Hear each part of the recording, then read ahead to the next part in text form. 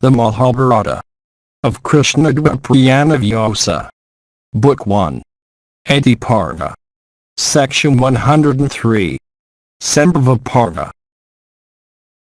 VYASA said, the unfortunate Satyavati then became plunged in grief on account of her son. And after performing with her daughters-in-law the funeral rites of the deceased, consoled, as best she could, her weeping daughters-in-law and BHISHMA, that foremost of all wielders of weapons.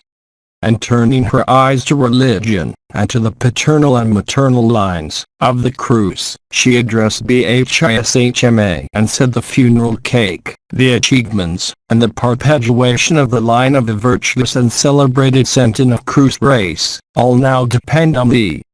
As the attainment of heaven is inseparable from good deeds, as long life is inseparable from truth and faith, so is virtue inseparable from thee. O virtuous one, thou art well acquainted, in detail and in the abstract, with the dictates of virtue, with various urtas, and with all the branches of the Vedas. Know very well that thou art equal unto Sukha and Angiras as regards firmness in virtue, knowledge of the particular customs of families, and readiness of inventions under difficulties. Therefore, O foremost of virtuous men, relying on thee greatly, I shall appoint thee in a certain matter. Hearing me, it behoveth thee to do my bidding. O bull among men, my son and my brother, endued with energy and dear unto thee, hath gone childless to heaven while still a boy. These wives of thy brother, the amiable daughters of the ruler of Kisari, possessing beauty and youth, have become desirous of children. Therefore, O thou of mighty arms, at my command, raise offspring on them for the perpetuation of our line. It behoveth thee to guard virtue against loss. Install thyself on the throne and rule the kingdom of the BHARATS. Wednesday thou duly a wife. Plunge not thy ancestors into hell.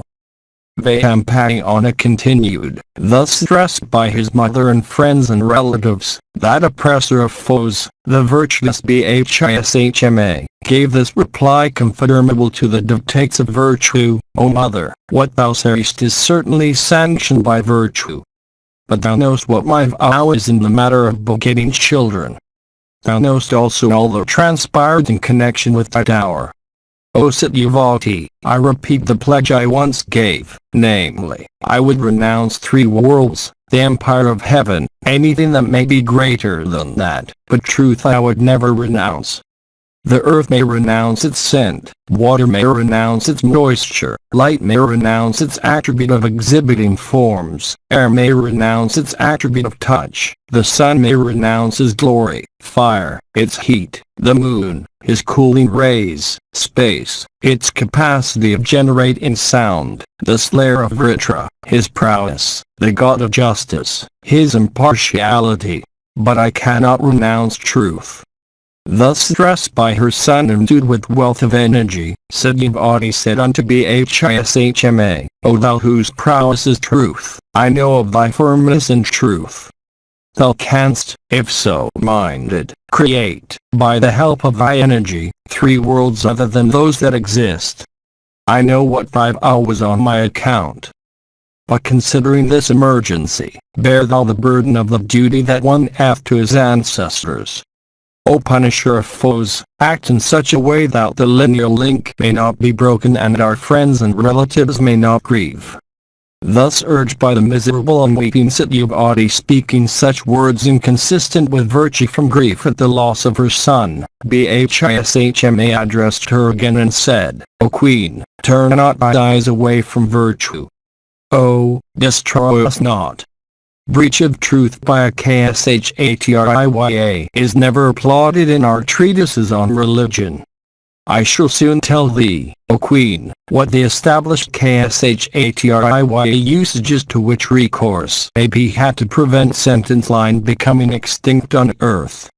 Hearing me, reflect on what should be done in consultation with learned priests and those that are acquainted with practices allowable in times of emergency and distress, forgetting not at the same time what the ordinary course of social conduct is. Section 104. Bhishma continued, in olden days, Rama, the son of Jamadagni, in anger at the death of his father, slew with his battle axe the king of the Hyhayas. And Rama, by cutting off the 1,000 arms of Arjuna, the Hyhaya king, achieved the most difficult feat in the world.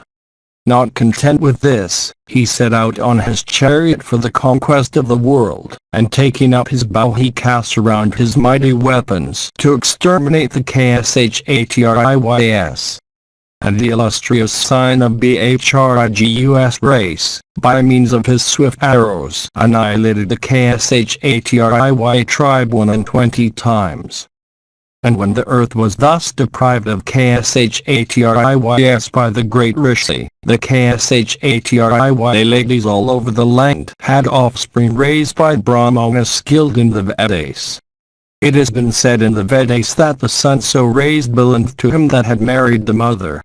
And the Kshatri ladies went in unto the Brahmanas not lustfully but from motives of virtue. Indeed, it was thus that the Kshatri race was revived. In this connection, there is another old history that I will recite to you. There was in olden days a wise rishi of the name of Tethya. He had a wife of the name Mamrata whom he dearly loved. One day Tethya's younger brother Vrahaspati, the priest of the Celestials, endued with great energy, approached Mamrata. The latter, however, told her husband's younger brother, that foremost of eloquent men, that she had conceived from her connection with his elder brother and that, therefore, he should not then seek for the consummation of his wishes. She continued, O illustrious Vrihaspati, the child that I have conceived hath studied in his mother's womb the Vedas with the 6 Angas, Semantum Frustra Parity non-petst. How come then this womb of mine afford room for 2 children at a time? Therefore, it behoveth thee not to seek for the consummation of thy desire at such a time. Thus addressed by her, Vrahaspati, though possessed of great wisdom, succeeded not in suppressing his desire. Kumaunjankamila Kotrasest, the child in the womb then addressed him and said, O father, cease from thy attempt. There is no space here for 2. O illustrious one, the room is small. I have occupied it first. Semantum parity non-petst. It behoveth thee not to afflict me. But Vrahaspati, without listening to what that child in the womb said, sought the embraces of Mamrata, possessing the most beautiful pair of eyes. Il temuni qui inventuraret punctum temporis quo humor vidalis jamisamir providens, viam perquam semen intrat possit pedig substruxide. Semen idicacism, exidet et interim prejutrumst. And the illustrious Vrihaspati, beholding this, became indignant, and reproached Tethya's child and cursed him, saying, Because thou hast spoken to me in the way thou hast at a time of pleasure that is sought after by all creatures, perpetual darkness shall overtake thee. And from this curse of the illustrious Vrihaspati, Tethya's child, who was equal unto Vrahaspati in energy, was born blind and came to be called Dirghatamas, enveloped in perpetual darkness. And the wise Dirghatamas, possessed of a knowledge of the Vedas, though born blind, succeeded yet by virtue of his learning, in obtaining for a wife a young and handsome Brahmana maiden of the name of Pragwashi. And having married her, the illustrious Dirghatamas, for the expansion of Tethya's race, begat upon her several children with Gautama as their eldest. These children, however, were all given to covetousness and folly. The virtuous and illustrious Dirghatamas, possessing complete mastery over the Vedas, soon after learnt from Srab his son the practices of their order and fearlessly betook himself to those practices, regarding them with reverence. For shame is the creature of sin and can never be where there is purity of intention. Then those best of munis that dwelt in the same asylum, beholding him transgress the limits of propriety, became indignant, seeing sin where sin was not. And they said, Oh, this man transgresseth the limited propriety. No longer doth he deserve a place amongst us. Therefore, shall we all cast the sinful wretch off. And they said many other things regarding the Muni Dirghatamas. And his wife, too, having obtained children, became indignant with him. The husband then addressing his wife Pradwasi, said, "Why is it that thou also hast been dissatisfied with me?" His wife answered, "The husband is called the Bhartri because he supporteth the wife. It is called Pati because he protecteth her. But thou art neither to me. O thou of great ascetic merit, on the other hand, thou hast been blind from birth. It is I who have supported thee and thy children. I shall not do so in future." Hearing these words of his wife, the rishi became indignant and said unto her and her children, "Take me unto the KRISHNA-DWAIPAYANA and thou shalt then be rich."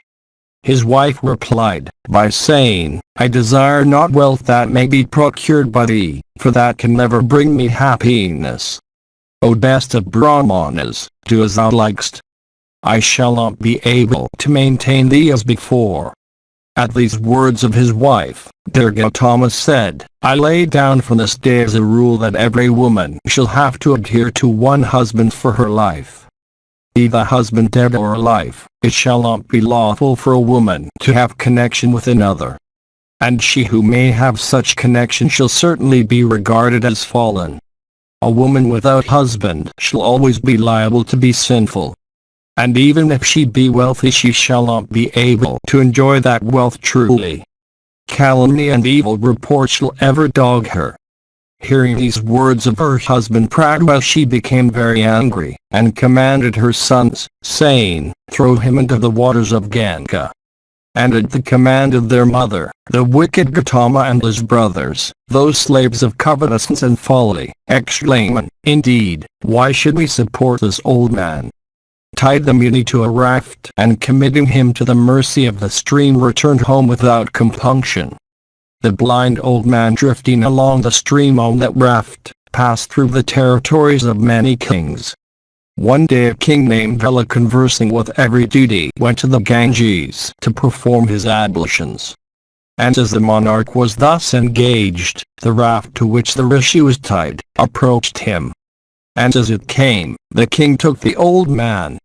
The virtuous Veli, ever devoted to truth, then learning who the man was that was thus saved by him, chose him for raising up offspring. And Vela said, "O illustrious one, it behoveth thee to raise upon my wife a few sons that shall be virtuous and wise." Thus addressed, the rishi, endued with great energy, expressed his willingness. Thereupon King Veli sent his wife Sujna unto him. But the queen, knowing that the latter was blind and old, went not unto him. She sent unto him her nurse. And upon that Sudra woman the virtuous rishi of passions under full control begat 11 children, of whom Kekshivit was the eldest. And beholding those 11 sons with Kekshivit as the eldest, who had studied all the Vedas and who like rishis were utterers of Brahma and were possessed of great power, King Vela one day asked the rishi, saying, "Are these children mine?" The rishi replied, "No, they are mine. Kekshivit and others have been begotten by me upon a Sudra woman. My unfortunate Queen Sujna, seeing me blind and old, insulted me by not coming herself but sending unto me, instead, her nurse." The king then pacified the best of rishis and sent unto him his queen Sujna. The rishi, by merely touching her person, said to her, "Thou shalt have 5 children named Denga, Vanga, Kelinga, Pundra and Suma, who shall be like unto Jarya, son, himself in glory. And after their names as many countries shall be known on earth. It is after their names that their dominions have come to be called Denga, Vanga, Kelinga, Pundra and Suma." It was thus that the line of Veli was perpetuated, in days of old, by a great rishi. And it was thus also that many mighty bowmen and great car warriors wedded to virtue, sprung in the Kshatri race from the seed of Brahmanas. Hearing this, O mother, do as thou likest, as regards the matter in hand. Section 105. Bhishma continued, "Listen, O mother, to me as I indicate the means by which the Bharata line may be perpetuated. Let an accomplished Brahmana be invited by an offer of wealth, and let him raise offspring upon the wives of Kshatriya." Vyampayana continued, said Devotee, then, smiling softly and in voice broken in bashfulness, addressed Bhishma saying, "O Bharata of mighty arms, what thou sayest is true. From my confidence in thee, I shall now indicate the means of perpetuating our line. Thou shalt not be able to reject it, being conversant, as thou art, with the practices permitted in seasons of distress. In our race, thou art virtue, and thou art truth, and thou art, too, our sole refuge. Therefore, hearing what I say truly, do what may be proper. My father was a virtuous man. For virtue's sake he had kept a ferry boat. One day, in the prime of my youth, I went to ply the boat. It so happened that the great and wise Rishi Parsa, that foremost of all virtuous men, came and betook himself to my boat for crossing the Yamuna. As I was rowing him across the river, the Rishi became excited with desire and began to address me in soft words. The fear of my father was uppermost in my mind. But the terror of the Rishi's curse at last prevailed. And having obtained from him a precious boon, I could not refuse his solicitations. The Rishi by his energy brought me under his complete control, and gratified his desire then and there, having first enveloped the region in a thick fog. Before this there was a revolting fishy odor in my body, but the Rishi dispelled it and gave me my present fragrance. The Rishi also told me that by bringing forth his child in an island of the river, I would still continue to be a virgin. And the child of Parsa so born of me in my maidenhood hath become a great Rishi endued with large ascetic powers and known by the name of Dwaiparayana, the island born. That illustrious Rishi, having by his ascetic power divided the Vedas into 4 parts, hath come to be called on earth by the name of VYASA, the divider or arranger, and for his dark caller, Krishna, the dark. Truthful in speech, free from passion, a mighty ascetic who hath burnt all his sins, he went away with his father immediately after his birth. Appointed by me and thee also, that Rishi of incomparable splendor will certainly beget good children upon the wives of thy brother. He told me when he went away, Mother, think of me when thou art in difficulty. I will now call him up, if thou, O Bhishma of mighty arms so desirest. If thou art willing, O Bhishma, I am sure that great ascetic will beget children upon Kshatriya's field.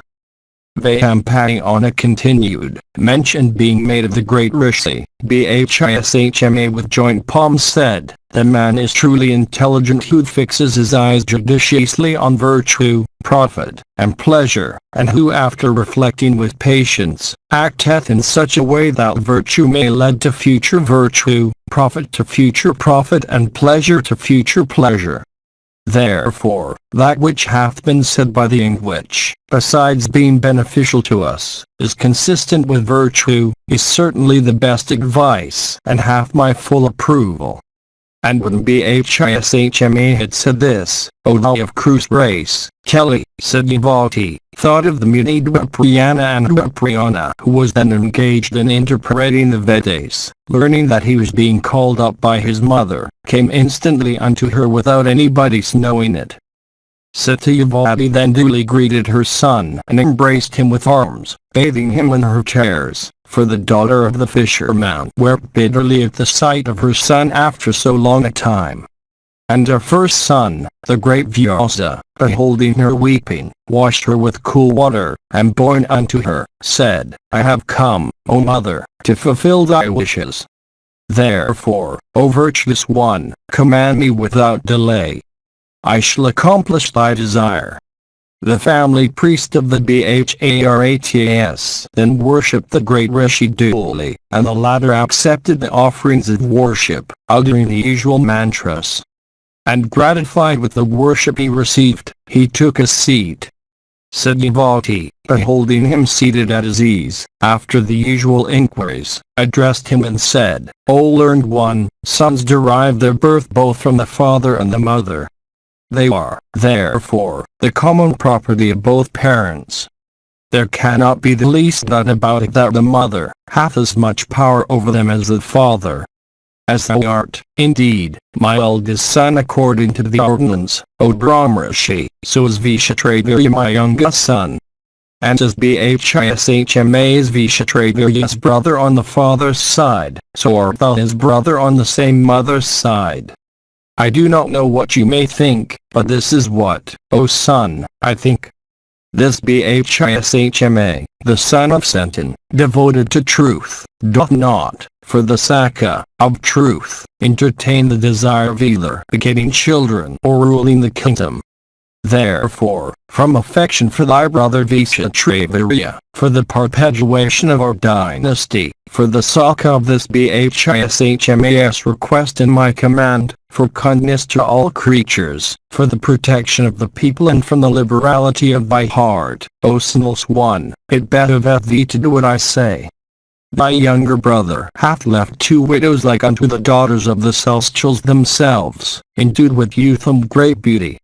For the sake of virtue and religion, they have become desirous of offspring. Thou art the fittest person to be appointed. Therefore beget upon them children worthy of our race and for the continuance of our line." VYASA, hearing this, said, "O Satyavati, thou knowest what virtue is both in respect of this life and the other. O thou of great wisdom, thy affections also are set on virtue. Therefore, at thy command, making virtue my motive, I shall do what thou desirest.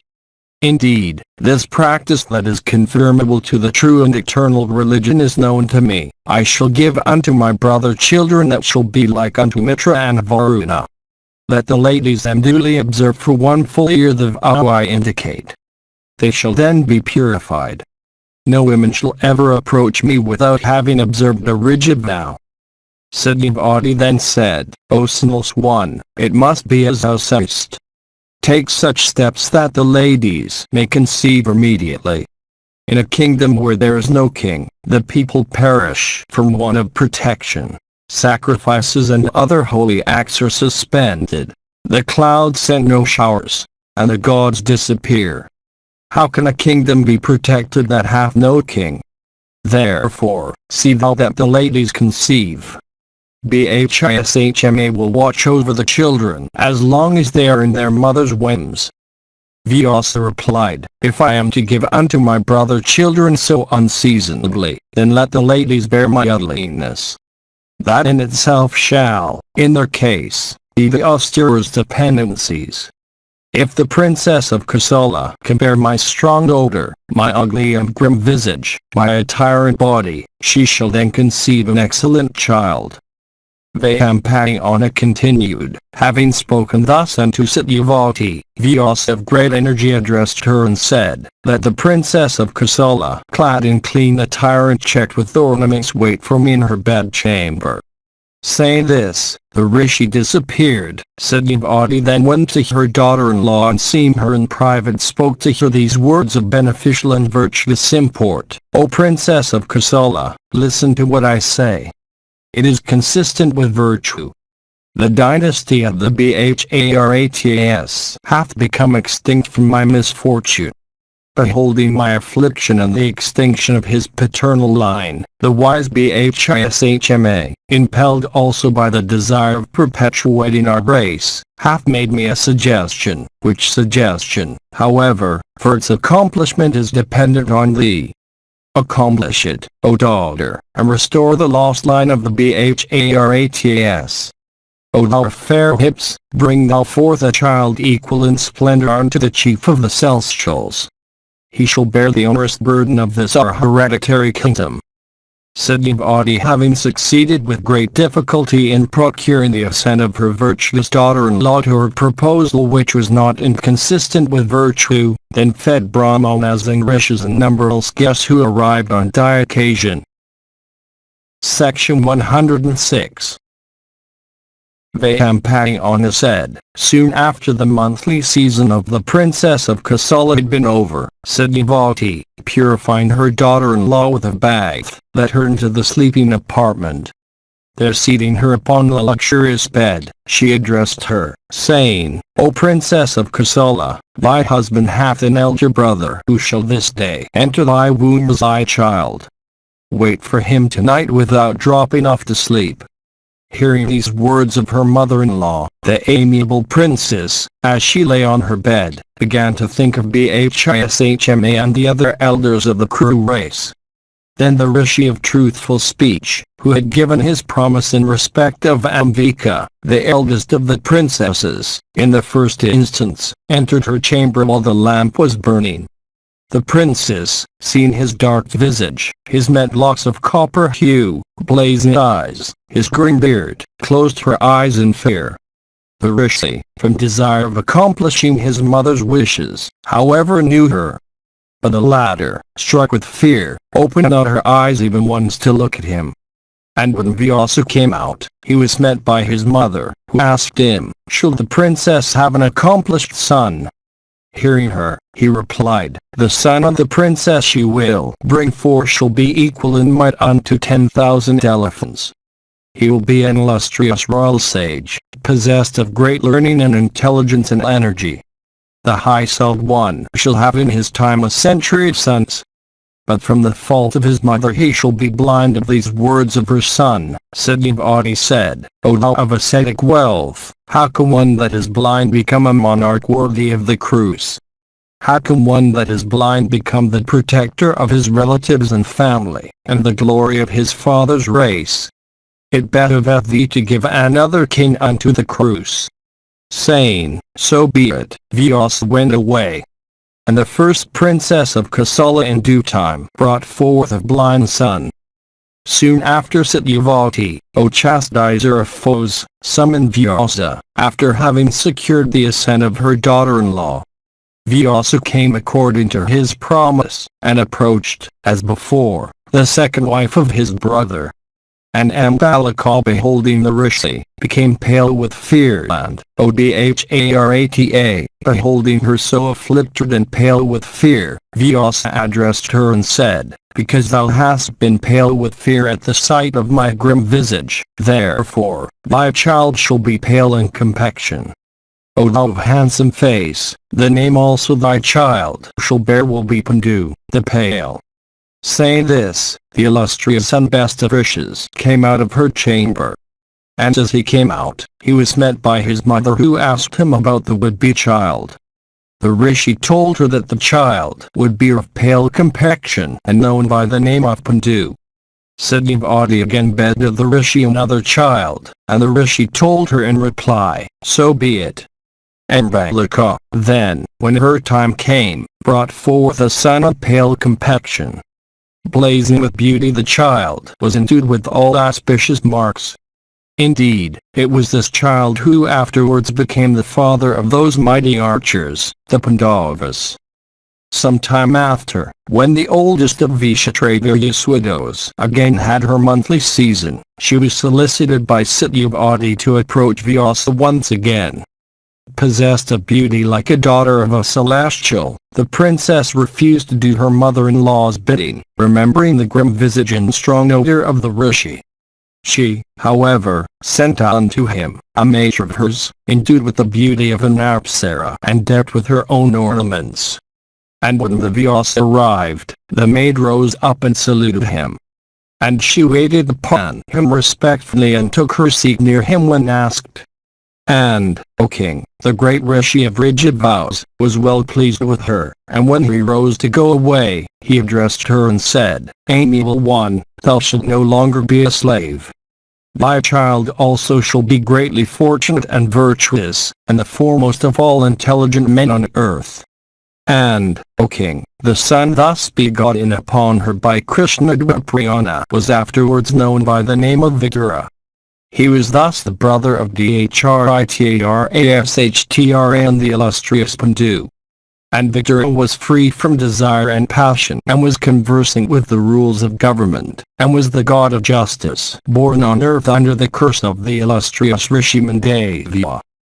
And KRISHNA-DWAIPAYANA, when he met his mother as before, informed her as to how he had been deceived by the snarermost of the princesses, and how he had begotten a son upon a Sudra woman. And having spoken thus unto his mother, the Rishi disappeared from her sight. Thus were born, in the field of VYASA, even of Dwapayana, those sons have the splendor of celestial children, those propagators of the Kuru race. Section 107. Janamediya said, what did the god of justice do for which he was cursed? And who was the Brahmana ascetic from whose curse the god had to be born in the Sudra caste? Vyayampayana said, there was a Brahmana known by the name of Mandavya. He was conversing with all duties, and was devoted to religion, truth and asceticism. The great ascetic used to sit at the entrance of his hermitage at the foot of a tree, with his arms upraised in the observance of that avowed silence.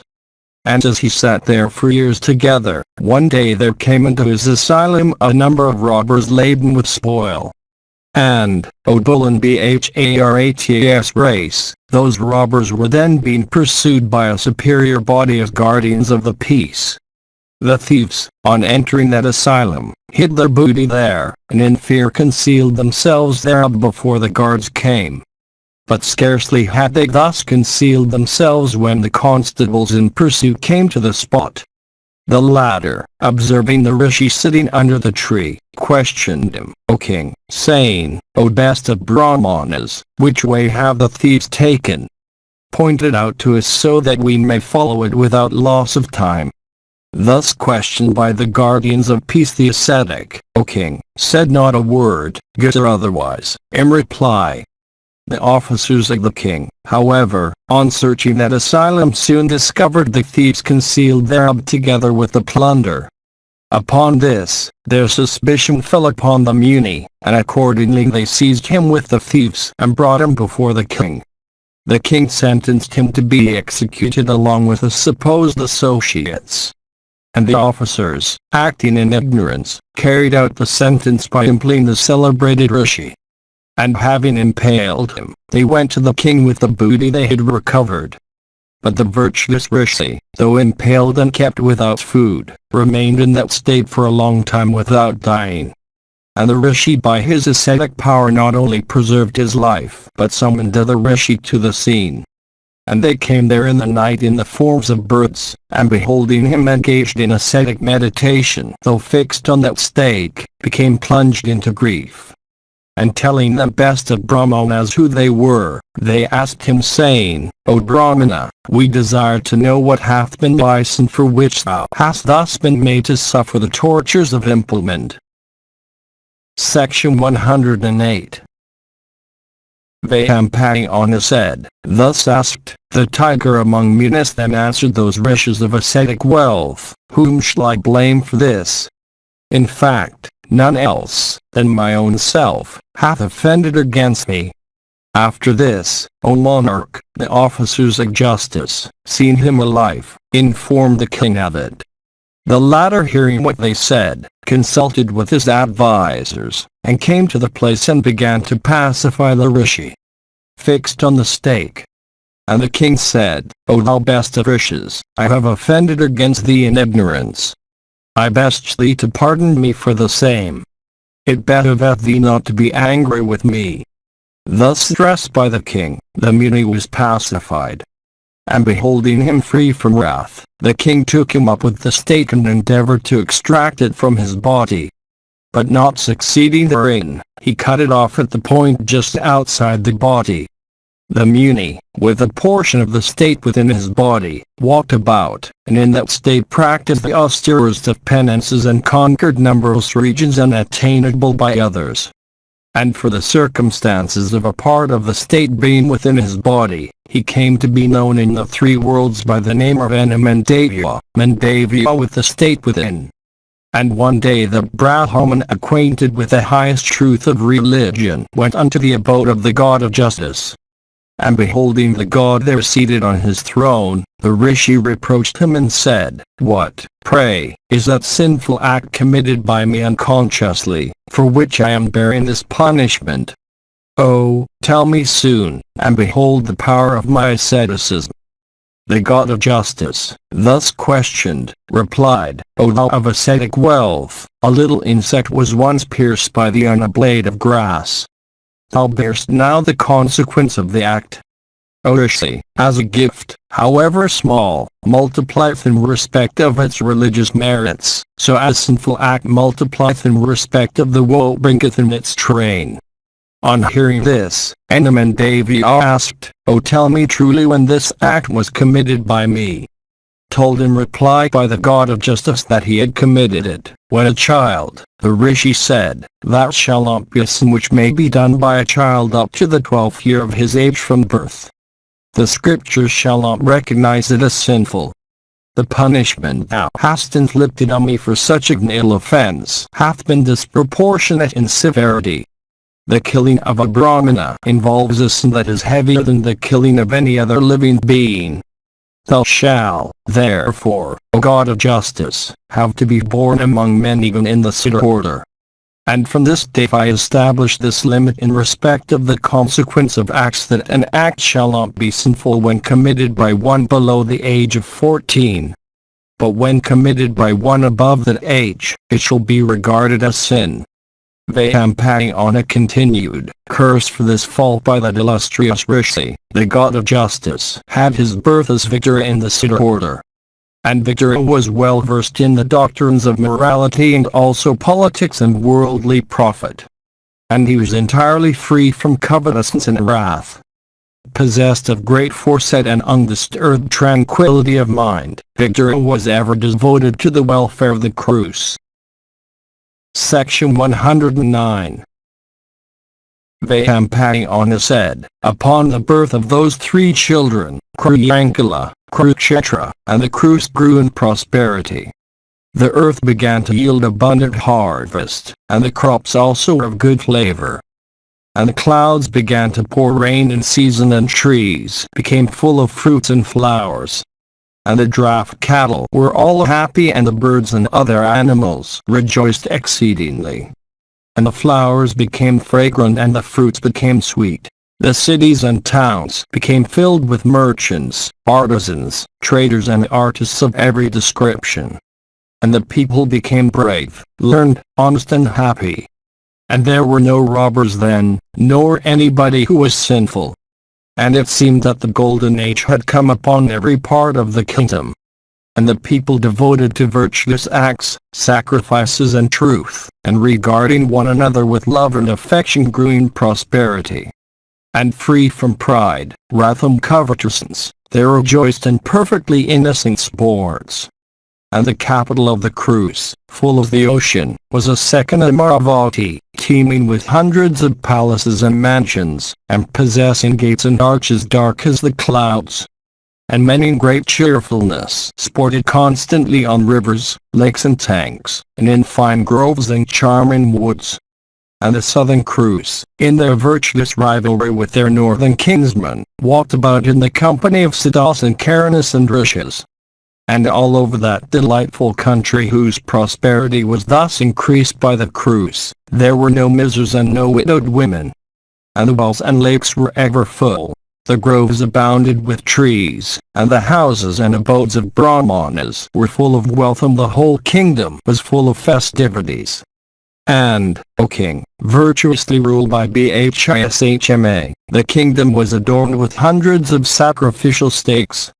And the wheel of virtue having been set in motion by Bhishma, and the country became so contented that the subjects of other kingdoms, quitting their homes, came to dwell there and increase its population.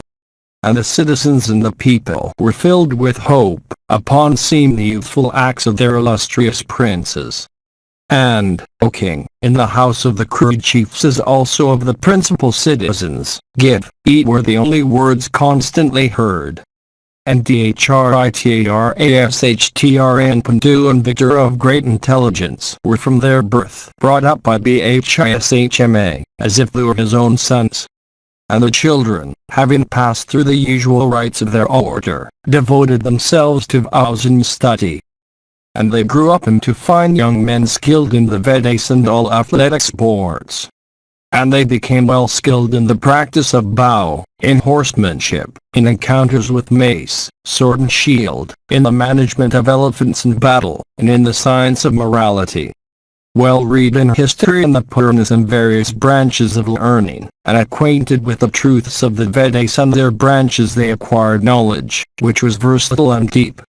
And Pandu, possessed of great prowess, excelled all men in archery, while Dhritarashtra excelled all in personal strength, while in the three worlds there was no one equal to victory in devotion to virtue and in the knowledge of the dictates of morality. And beholding the restoration of the extinct line of Sentin, the same became current in all countries, that among mothers of heroes, the daughters of the king of Kasi were the first. That among countries Kriya was the first. That among virtuous men, victory was the first. That among cities Hastinapura was the first. Pandu became king, for Dhritarashtra, owing to the blindness, and Vidura, for his birth by a Sudha woman, did not obtain the kingdom. One day Bhishma, the foremost of those acquainted with the duties of a statesman and dictates of morality, properly addressing Victor, conversing with the truth of religion and virtue, said as follows. Section 110. Bhishma said, "This our celebrated race, resplendent with every virtue and accomplishment, hath all along sovereignty over all other monarchs on earth.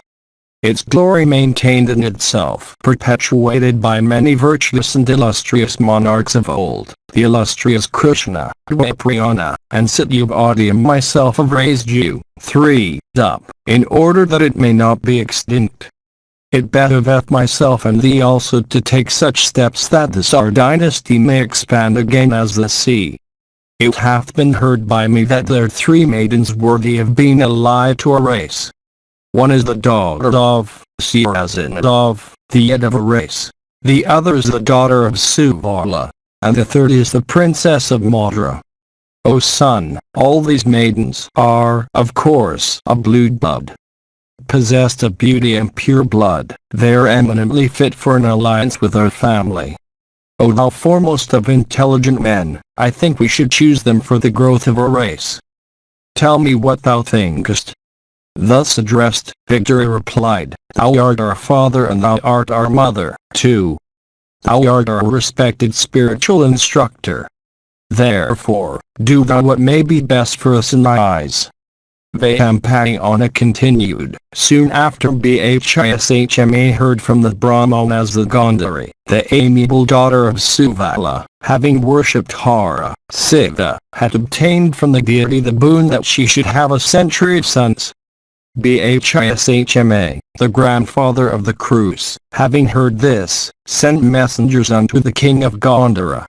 King Suvala at first hesitated on account of the blindness of the bridegroom, but taking into consideration the blood of the Krus, their fame and behavior, he gave his virtuous daughter unto Dhritarashtra, and the chaste Gundari, hearing that Dhritarashtra was blind and that her parents had consented to marry her to him, from love and respect for her future husband, blindfolded her own eyes. Sakni, the son of Suvala, bringing unto the Krus a sister endued with youth and beauty, formally gave her away unto Dhritarashtra. And Gundari was received with great respect, and the nuptials were celebrated with great pomp under Bhishma's directions. And the heroic Sakni, after having bestowed his sister along with many valuable robes, and having received Bhishma's adorations, returned to his own city. And, O thou of Bharatas race, the beautiful Gundari gratified all the Krus by her behavior and respectful attentions. And Gandhari, ever devoted to her husband, gratified her superiors by her good conduct. And as she was chaste, she never referred even by words to men other than her husband or such superiors. Section 111. VYASA continued, there was amongst the Yadavas a chief named Sura. He was the father of Vasudeva. And he had a daughter called Pritha, who was unrivaled for beauty on earth. And, O of Bharat's race, Sura, always truthful in speech, gave from friendship this his firstborn daughter unto his childless cousin and friend, the illustrious Kunti Bhoja, the son of his paternal aunt, pursuant to a former promise. And Pritha in the house of her adoptive father was engaged in looking after the duties of hospitality to Brahmanas and other guests. Once she gratified by her attentions the terrible Brahman of rigid vows, who was known by the name of Vyasa and was well acquainted with the hidden truths of morality. Gratified with her respectful attentions, the sage, anticipating by his spiritual power the future season of distress, consequent upon the curse to be pronounced upon Pandu for his unrighteous act of slaying a deer while serving its mate, imparted to her a formula of invocation for summoning any of the celestials she liked to give her children.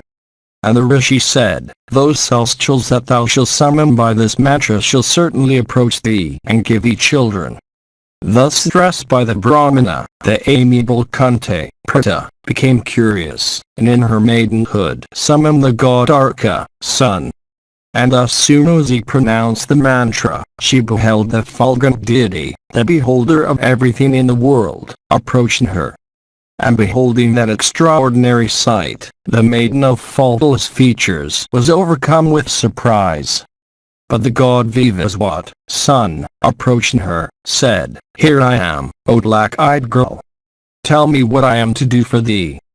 Hearing this, Kunti said, O slayer of foes, a certain Brahmana gave me this formula of invocation as a boon, and, O Lord, I have summoned thee only to test its efficacy. For this offense I bow to thee. A woman, whatever be her offense, always deserveth pardon. Jarya, son, replied, I know that Vyasa hath granted this boon. But cast off thy fears, timid maiden, and grant me thy embraces. Amiable one, my approach cannot be futile. It must bear fruit. Thou hast summoned me, and if it be for nothing, it shall certainly be regarded as thy transgression. VYASA continued, Vyaswat thus spoke unto her many things with a view to lay her fears, but, O Bharata, the amiable maiden, from modesty and fear of her relatives, consented not to grant his request. And, O bull of Bharata's race, Arka addressed her again and said, O princess, from my Saka, it shall not be sinful for thee to grant my wish. Thus speaking unto the daughter of Kunti Bhoja, the illustrious Dwaipayana, the illuminator of the universe, gratified his wish. And of this connection there was immediately born a son known all over the world as Karna, accoutred with natural armor and with face brightened by rings. And the heroic Karna was the first of all wielders of weapons, blessed with good fortune, and endued with the beauty of a celestial child. And after the birth of this child, the illustrious Dwaipayana granted unto Pritha her maidenhood and ascended to heaven. And the princess of the Vrishna race, beholding with sorrow that son born of her, reflected intently upon what was then the best for her to do. And from fear of her relatives she resolved to conceal that evidence of her folly. And she cast her offspring endued with great physical strength into the water. Then the well-known husband of Radha, of the Stu caste, took up the child thus cast into the water, and he and his wife brought him up as their own son. And Radha and her husband bestowed on him the name of Vasana, born with wealth, because he was born with unnatural armor and earrings. And endued as he was born with great strength, as he grew up, he became skilled in all weapons. Possessed of great energy, he used to adore the sun until his back was heated by his rays, that is, from dawn to midday, and during the hours of worship, there is nothing on earth that the heroic and intelligent Vasana would not give unto the Brahmanas. And Indra, desirous of benefiting his own son, followed me. Arjuna, assuming the form of a Brahmana, approached Vasena on one occasion and begged of him his natural armor. Thus Askarna took off his natural armor, and joining his hands in reverence gave it unto Indra in the guise of a Brahmana. And the chief of the celestials accepted the gift and was exceedingly gratified with careless liberality. He therefore gave unto him a fine dart, saying, "That one, and one only, among the celestials, the Ajaras, men, the Gandharvas, the Nagas, and the Rakshasis, whom thou desires to conquer, shall be certainly slain with this dart." The son of Hare was before this known by the name of Vasena. But since he cut off his natural armor, he came to be called Karna, the cutter or peeler of his own cover. Section 112. Vayampayana said, "The large-eyed daughter of Kunti, pretty by name, was endued with beauty and every accomplishment. Of rigid vows, she was devoted to virtue and possessed of every good quality. But though endued with beauty and youth and every womanly attribute, yet it so happened that no king asked for her hand. Her father Kunti, seeing this, invited, O best of monarchs, the princes and kings of other countries, and desired his daughter to select her husband from among her guests. The intelligent Kunti, entering the amphitheater, beheld Pandu, the foremost of the Bharas, that tiger among kings, in that concourse of crowned heads.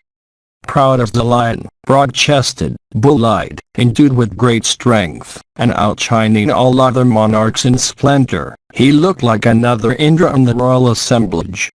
The amiable daughter of Kunti, of faultless features, beholding Pandu, the best of men, in that assembly, became very much agitated. And advancing with modesty, all the while quivering with emotion, she placed the nuptial garland about Pan's neck. The other monarchs, seeing Kunti choose Pandu for her lord, returned to their respective kingdoms on elephants, horses and cars, as they had come. Then, O king, the bride's father caused the nuptial rites to be performed duly. The Kuru prince, blessed with great good fortune, and the daughter of Kunti formed a couple like Meghavati and Paralomi, the king and queen of the celestials.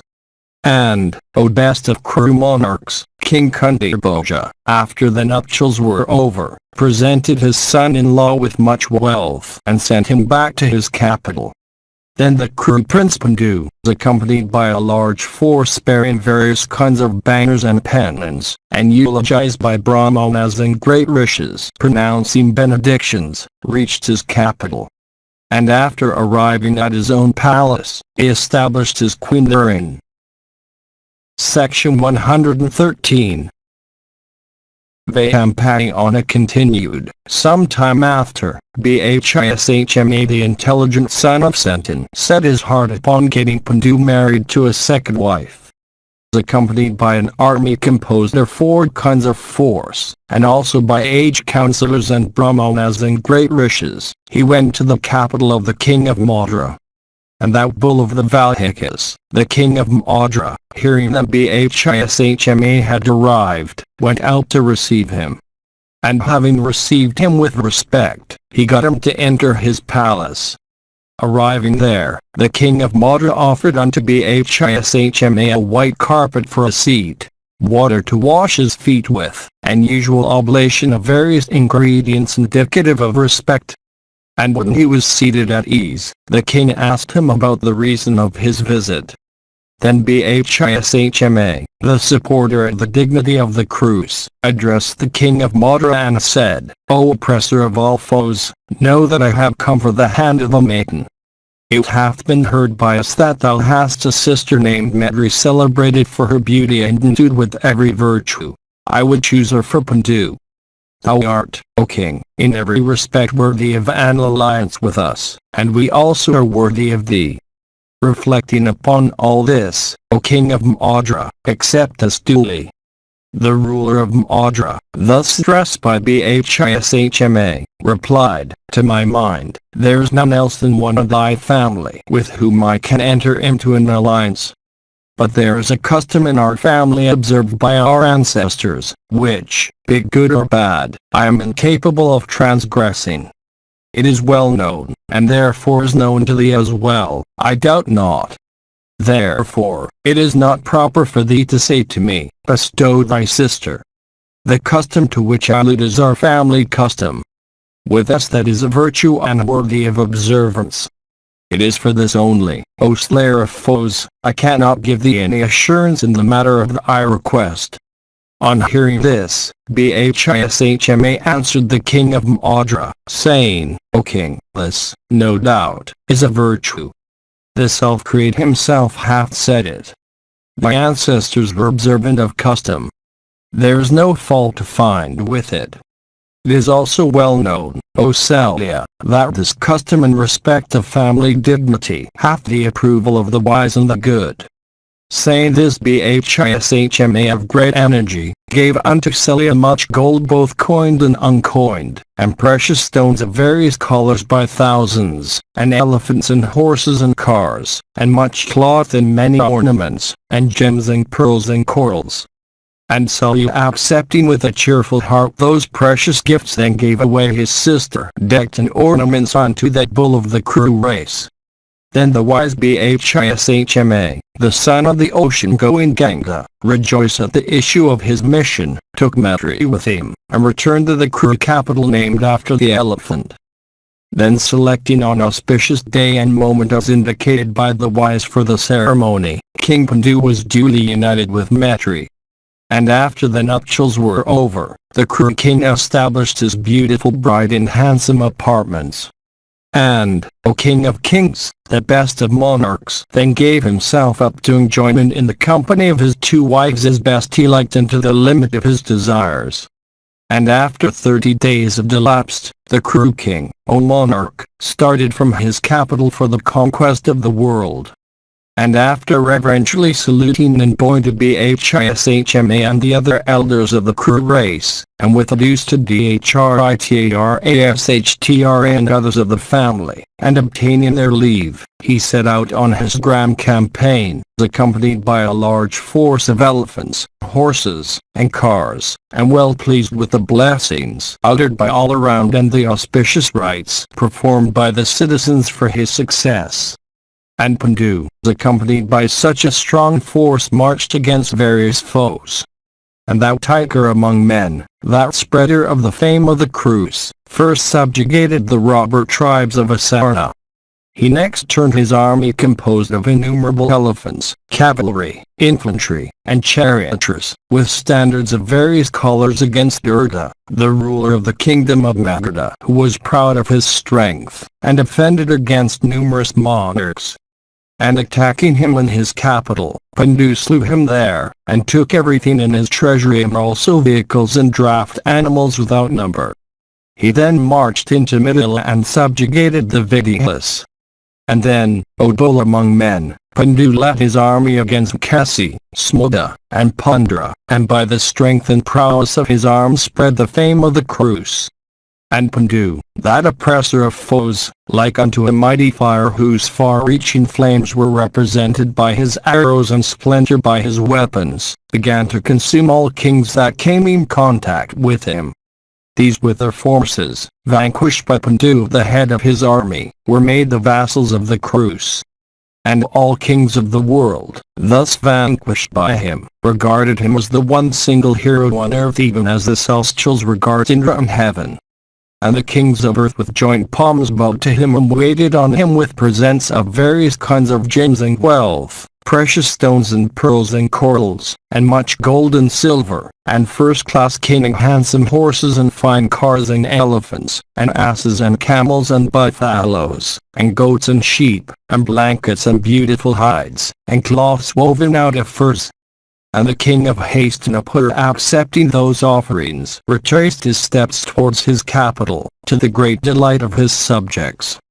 And the citizens and others filled with joy, and kings and ministers, all began to say, Oh, the fame of the achievements of Sentin, that tiger among kings, and of the wise Bharata, which were about to die, hath been revived by Pandu.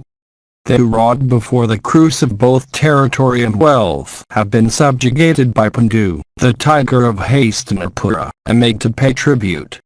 And all the citizens with Bhishma at their head went out to receive the victorious king.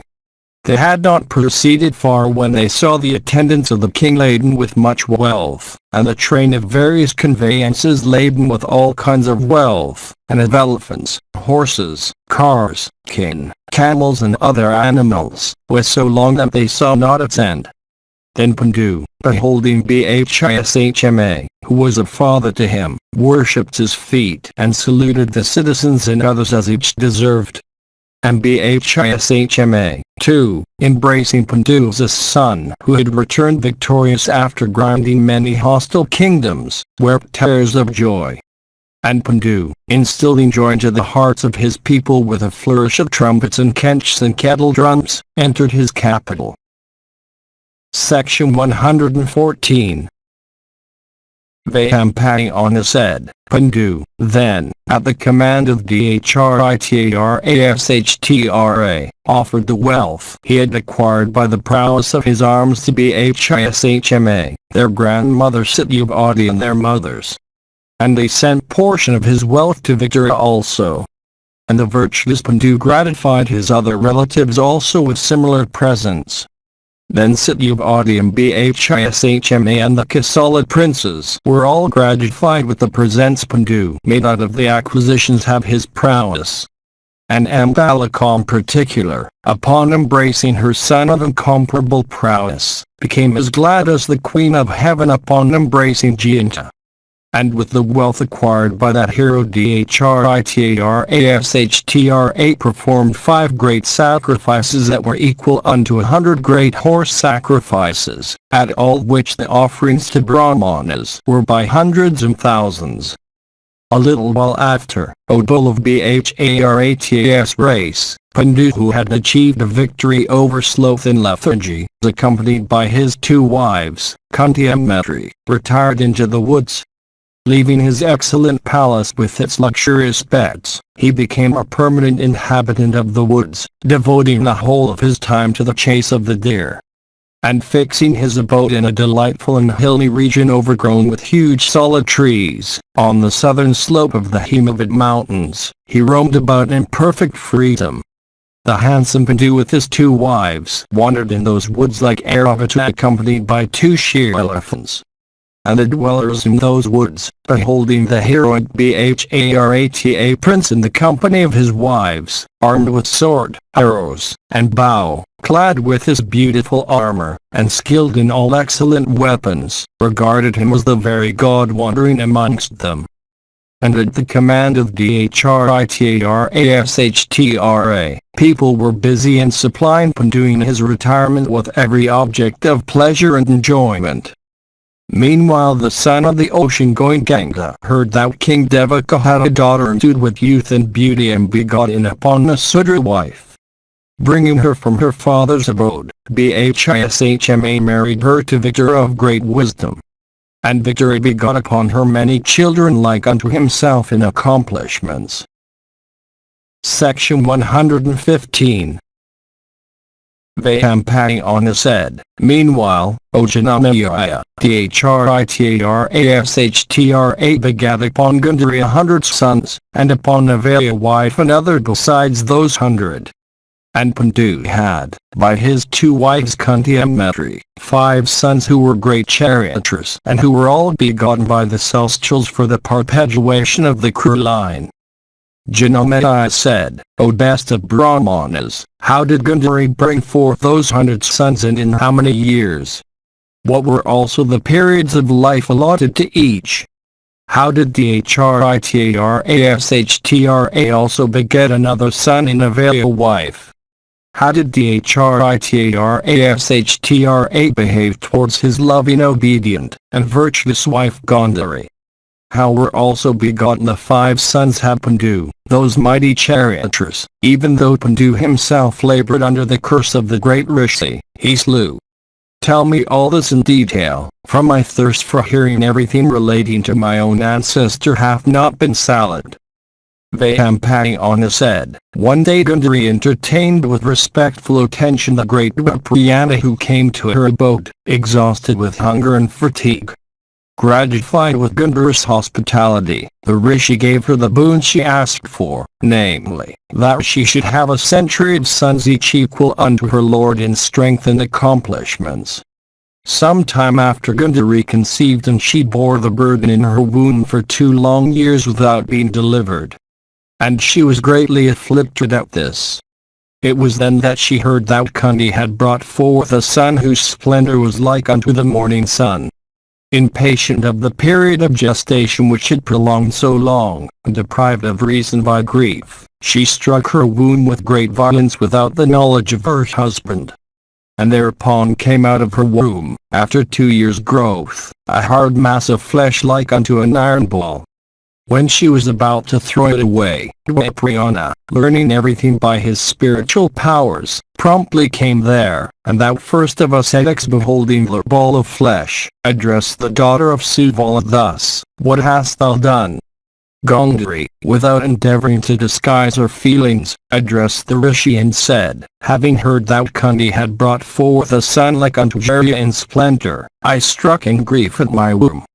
Thou hast, O rishi, granted me the boon that I should have 100 sons, but here's only a ball of flesh for those 100 sons. VYASA then said, daughter of Sutherland, it is even so. But my words can never be futile. I have not spoken an untruth even in jest. I need not speak of other occasions. Let 100 pots full of clarified butter be brought instantly, and let them be placed at a concealed spot. In the meantime, let cool water be sprinkled over this ball of flesh. Vayampayana continued, the ball of flesh then, sprinkled over with water, became, in time, divided into 101 parts, each about the size of the thumb. These were then put into those pots full of clarified butter that had been placed at a concealed spot and were watched with care. The illustrious VYASA then said unto the daughter of Sutherland that she should open the covers of the pots after full 2 years. And having said this and made these arrangements, the wise Dwapayana went to the Himavad mountains for devoting himself to asceticism.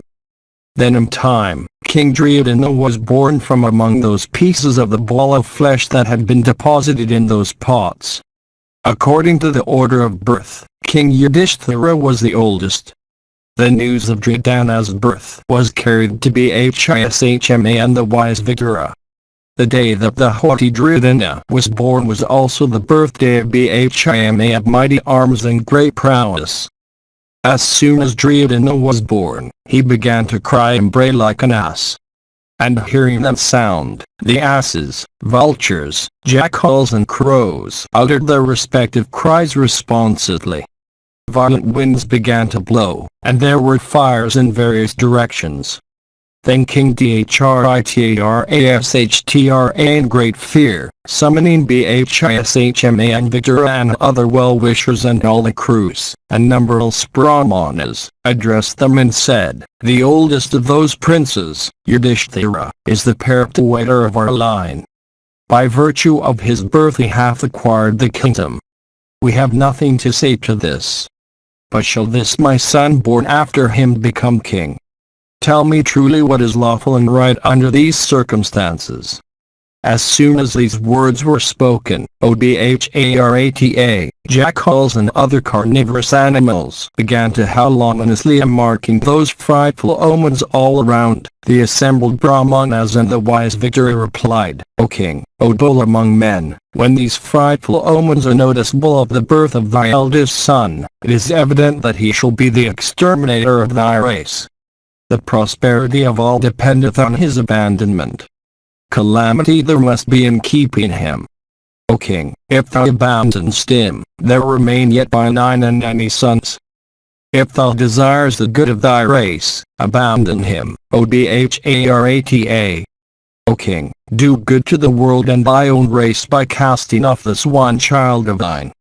It hath been said that an individual should be cast off for the sake of the family, that a family should be cast off for the sake of a village, that a village may be abandoned for the sake of the whole country, and that the earth itself may be abandoned for the Sukha of the soul. When Vidura and those Brahmanas had stated so, King Dhritarashtra out of affection for his son had not the heart to follow that advice. Then, O king, within a month, were born a full 100 sons unto Dhritarashtra and a daughter also in excess of this 100. And during the time when Gundari was in a state of advanced pregnancy, there was a maidservant of the Vaya class who used to attend on Dhritarashtra. During the year, O king, was begotten upon her by the illustrious Dhritarashtra son endued with great intelligence, who was afterwards named Jutsu. And because he was begotten by a Kshatri upon a Vaya woman, he came to be called Karna. Thus were born unto the wise Dhritarashtra 100 sons who were all heroes and mighty chariot fitters, and a daughter over and above the 100, and another son Yuyutsu of great energy and prowess begotten upon a Vaya woman.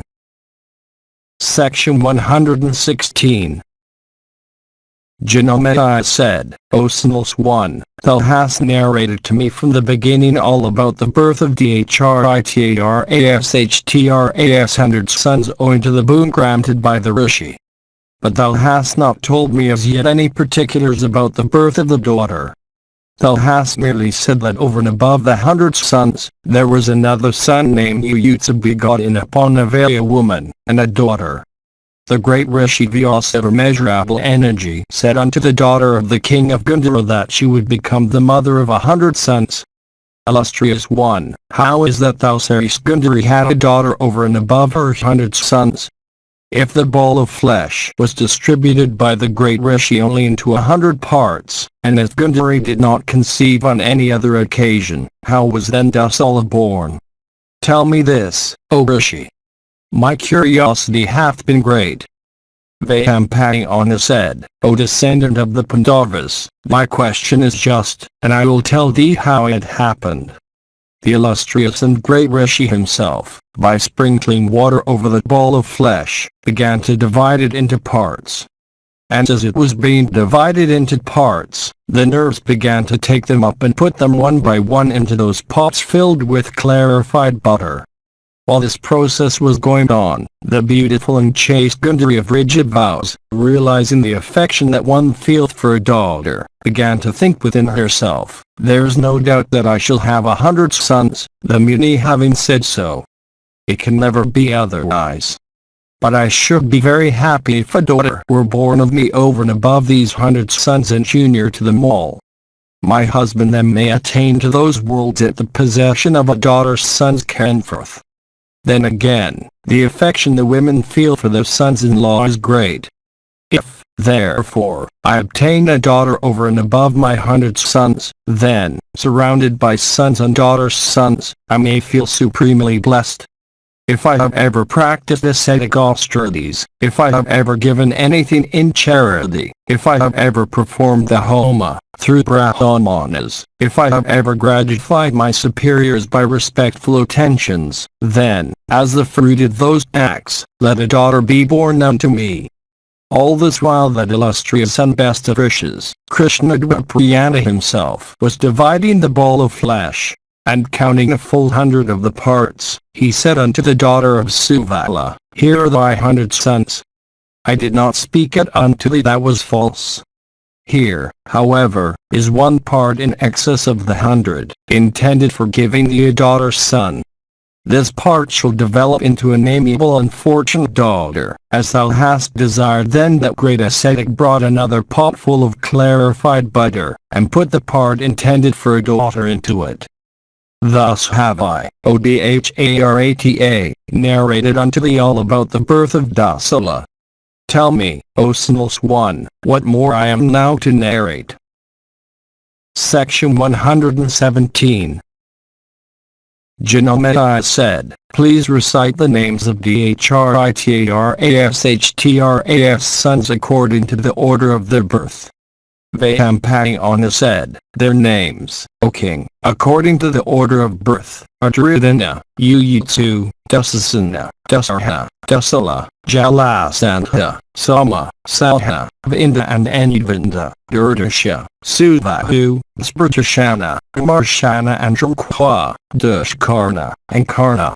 Vivinsati and Vikarna, Sala, Setwa, Sulakana, Chitra and Pwakitra, Chitraksha, Karukatra, Sarsana, Armada and Dravidgaha, Vivitsu, Vikatanana, Ernanadbayan Sunbak, then Nandaka and Dupanandaka, Chitravana, Chitravarman, Suvarman, Vimokana, Ayavalhu, Ravalhu, Chitranga, Chitrakanarle, Bhimavega, Bhimavala, Balaki, Balavardna, Ugrada, Bhima, Karna, Kanakarya, Dridhvida, Dridhavarman, Dridhakshatra, Samakatri, Andra, Dridhasandha, Jarsandha, Siddhasandha, Sada, Suvik, Ugrasravas, Ugrazina, Sanani, Sparjaya, Aparajita, Kandazayan, Gazalaksha, Dratara, Dridhahasta, Suhasta, Vitaveda, and Suvarshas.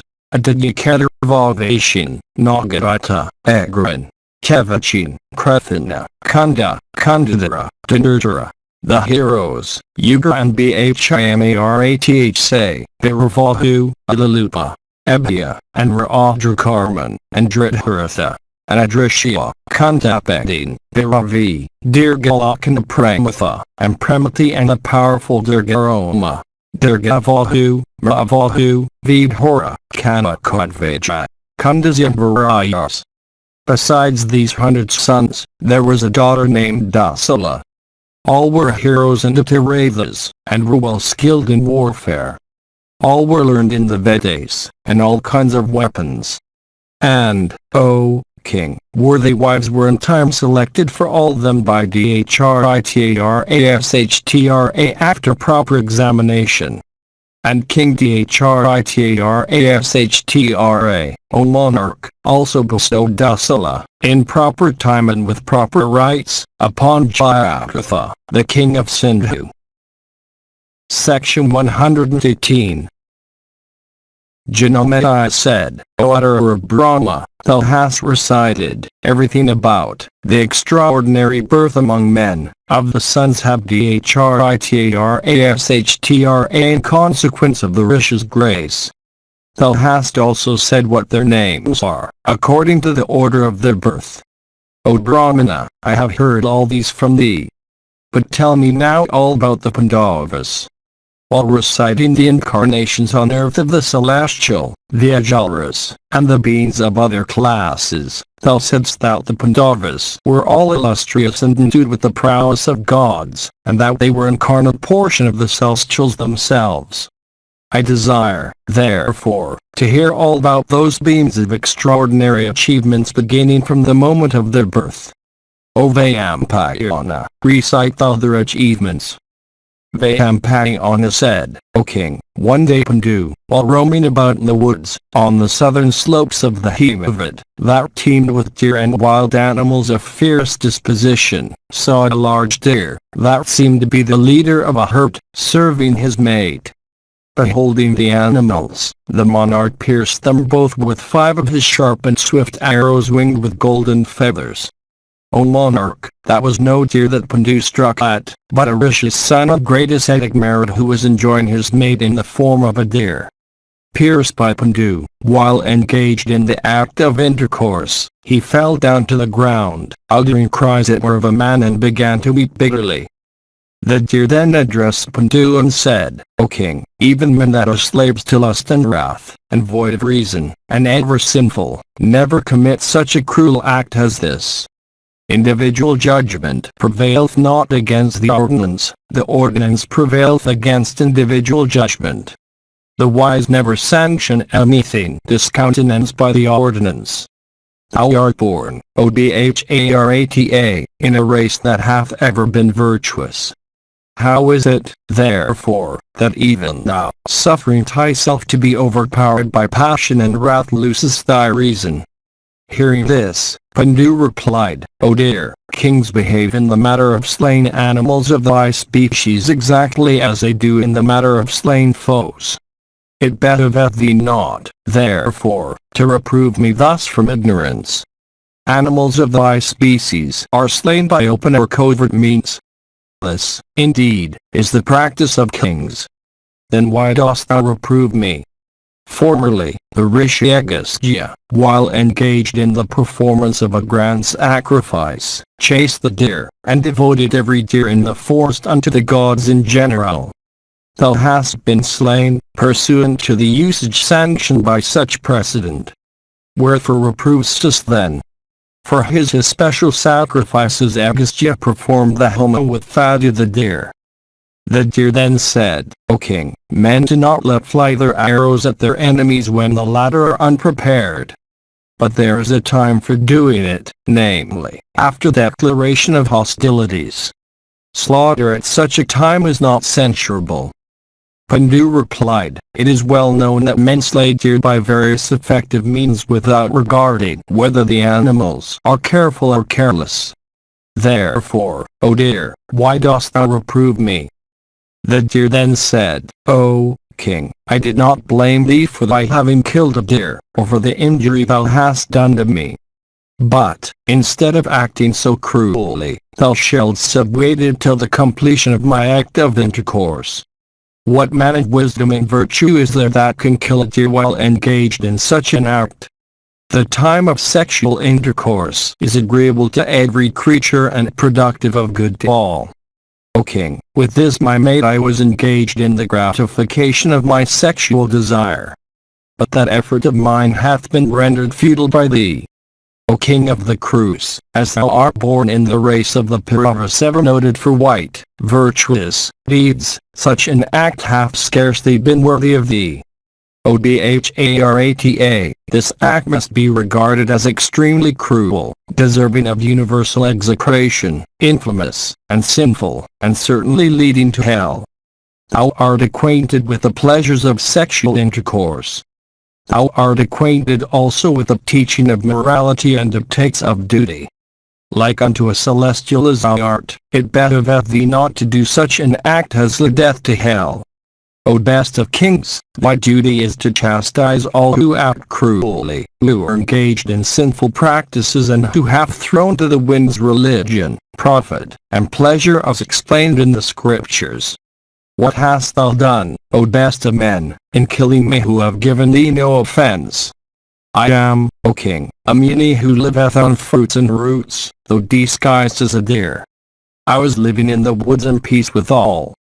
Yet thou hast killed me, O king, for which I will curse thee certainly.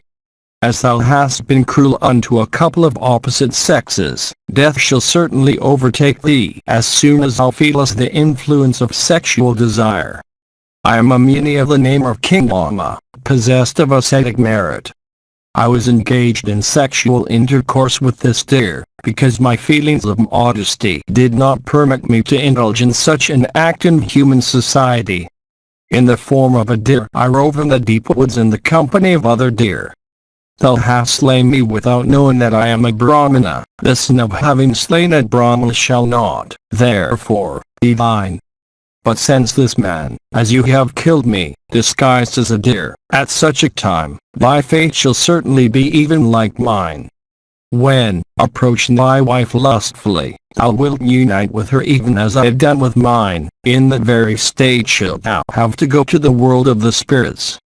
And that wife of thine with whom thou mayst be united in intercourse at the time of thy death shall also follow thee with affection and reverence to the domains of the king of the dead. Thou hast brought me grief when I was happy. So shall grief come to thee when thou art in happiness. VYASA continued, saying this, that deer, afflicted with grief gave up the ghost, and Pandu also was plunged in woe at the sight. Section 119. VYASA said, after the death of that deer, King Pandu with his wives was deeply afflicted and wept bitterly. and exclaimed, "The wicked, even if born in virtuous families, deluded by their own passions, become overwhelmed with misery as the fruit of their own deeds. I have heard that my father, though begotten by scent in a virtuous soul, was cut off while still a youth, only because he had become a slave to his lust. In the soul of that lustful king, the illustrious Rishi KRISHNA-DWAIPAYANA himself, of truthful speech, begot me. A son though I am of such a being, with my wicked heart wedded to vice, I am yet leading a wandering life in the woods in the chase of the deer. Oh, the very gods have forsaken me. I shall seek salvation now. The great impediments to salvation are the desire to beget children, and other concerns of the world. I shall now adopt the Brahmacharya mode of life, and following the imperishable wake of my father, I shall certainly bring my passions under complete control by severe ascetic penances. Forsaking my wives and other relatives and shaving my head, alone shall I wander over the earth, begging for my subsistence from each of these trees standing here. Forsaking every object of affection and aversion, and covering my body with dust, I shall make the shelter of trees or deserted houses my home. I shall never yield to influence of sorrow or joy, and I shall regard slander and eulogy in the same light. I shall not seek benedictions or vows. I shall be at peace with all, and shall not accept gifts.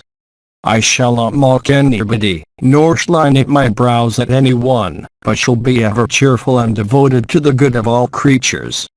I shall not harm any of the four orders of life gifted with power of locomotion or otherwise, namely, oviparous and viviparous creatures and worms and vegetables. But on the contrary, preserve an equality of behavior towards all, as if they were my own children. Once a day shall I beg of 5 or 10 families at the most, and if I do not succeed in obtaining alms, I shall then go without food. I shall rather stint myself than beg more than once of the same person.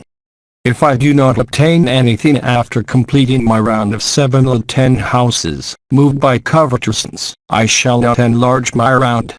Whether I obtain or fail to obtain alms, I shall be equally unmoved like a great ascetic. One lopping off an arm of mine with a hatchet, and one smearing another arm with sandal paste, shall be regarded by me equally. I shall not wish prosperity to the one or misery to the other. I shall not be pleased with life or displeased with death. I shall neither desire to live nor to die. Washing my heart of all sins, I shall certainly transcend those sacred rites productive of happiness that men perform in auspicious moments, days, and periods. I shall also abstain from all acts of religion and profit, and also those that led to the gratification of the senses. Freed from all sins and snares of the world, I shall be like the wind, subject to none. Following the path of fearlessness and bearing myself in this way, I shall at last lay down my life. Destitute of the power of begetting children, firmly adhering to the line of duty, I shall not certainly deviate therefrom in order to tread in the vile path of the world that is so full of misery. Whether respected or disrespected in the world, that man who from covetousness casteth on others a begging look, certainly behaveth like a dog. Destitute as I am of the power of procreation, I should not certainly, from desire of offspring, solicit others to give me children. VYASA continued. The king, having thus wept in sorrow, with a sigh looked at his 2 wives Kunti and Maitri, and addressing them said, "Let the princess of Kosala, my mother, Vidura, the king with our friends, the venerable Satyavati, Bhishma, the priests of our family, illustrious Soma drinking brahmanas of rigid vows, and all elderly citizens depending on us, be informed, after being prepared for it, that Pandu hath retired into the woods to lead a life of asceticism." Hearing these words of their lord, who had set his heart on a life of asceticism in the woods, both Kunti and Maitri addressed him in these proper words: "O bull of Bharata's race, there are many other modes of life which thou canst adopt, and in which thou canst undergo the severest penances along with us, thy wedded wives, in which for the salvation of thy body, freedom from rebirth, thou mayst obtain heaven. We also, in the company of our Lord, and for his benefit, controlling our passions and bidding adieu to all luxuries, shall subject ourselves to the severest austerities. O King, O thou of great wisdom, if thou abandonest us, we shall then this very day truly depart from this world. Pandu replied, if, indeed, this your resolve springeth from virtue, then with ye both I shall follow the imperishable path of my fathers. Abandoning the luxuries of cities and towns, clad in barks of trees, and living on fruits and roots, I shall wander in deep woods, practicing the severest penances. Bathing morning and evening, I shall perform the Homa. I shall reduce my body by eating very sparingly and shall wear rags and skins and knotted locks on my head. Exposing myself to heat and cold and disregarding hunger and thirst, I shall reduce my body by severe ascetic penances. I shall live in solitude and I shall give myself up to contemplation. I shall eat fruit, ripe or green, that I may find. I shall offer oblations to the Pitris, Manes, and the gods with speech, water and the fruits of the wilderness. I shall not see, far less harm, any of the denizens of the woods, or any of my relatives, or any of the residents of cities and towns. Until I lay down this body, I shall thus practice the severe ordinances of the Vanaprastha scriptures, always searching for several ones that they may contain. Vyampayana continued, the Kru king, having said this unto his wives, gave away to Brahmanas the big jewel in his diadem, his necklace of precious gold, his bracelets, his large earrings, his valuable robes and all the ornaments of his wives. Then summoning his attendants, he commanded them, saying, return ye to Hastinapura and proclaim unto all that Pandu with his wives hath gone into the woods, foregoing wealth, desire, happiness, and even sexual appetite. Then those followers and attendants, hearing these and other soft words of the king, set up a loud wail, uttering, oh, we're undone. Then with hot tears trickling down their cheeks, they left the monarch and returned to Hastinapura with speed, carrying that wealth with them, that was to be distributed in charity. Then Dhritarashtra, that first of men, hearing from them everything that had happened in the woods, wept for his brother. He brooded over his affliction continually, little relishing the comfort of beds and seats and dishes. Meanwhile, the Kru Prince Pandu, after sending away his attendants, accompanied by his 2 wives and eating fruits and roots, went to the mountains of Nagasata. He next went to Chaitraratha, and then crossed the Kalupta, and finally, crossing the Himavat, he arrived at Gandhamadana. Protected by Mahabhutas, Siddhas, and great rishis, Pandu lived, O king, sometimes on level ground and sometimes on mountain slopes. He then journeyed on to the lake of Indradyamna, whence crossing the mountains of Hansukta, he went to the mountain of 100 peaks, Setasaringa, and there continued to practice ascetic austerities. The Mahabharata of KRISHNA-DWAIPAYANA VYASA. Translated into English, prose from the original Sanskrit, text by Kisari Mohan Ganguli, 1883–1896. Calcutta.